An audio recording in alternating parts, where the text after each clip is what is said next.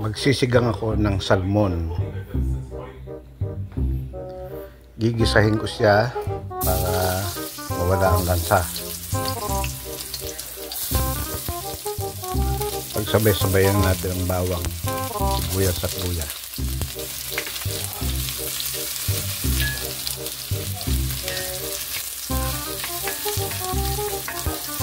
Lagay na rin natin ang kamatis. At saka sasangkutsahin na natin yung salmon belly.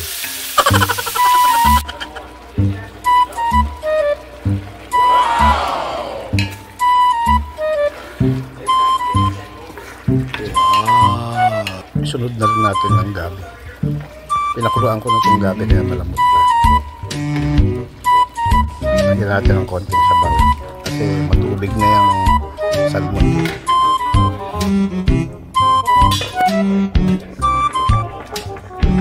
Ayan, luto na. Madali lang maluto ang salmon. Taglit lang yan. Malambot na isda lang yan.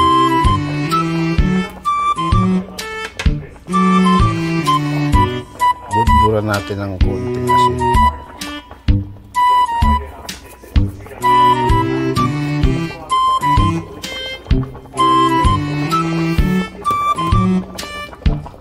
Siyempre ilagay na rin natin itong pampagana. Sili. Sunod na rin natin ang pechay. At saka natin tatakpan. At ito ay 2 minuto luto na.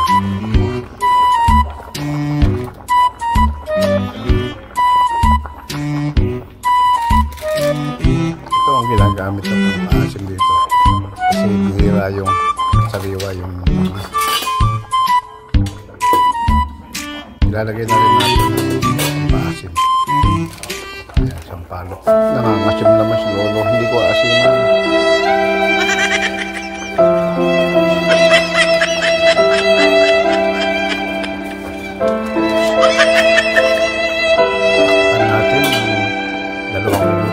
Meanwhile, luto na ang aking sinigang na salmon. Ay, imagine na ng manugang ko itong sinigang. Nanginginig na yon. Ayan, luto na ang sinigang na salmon. Pwede nang maghain, kumain.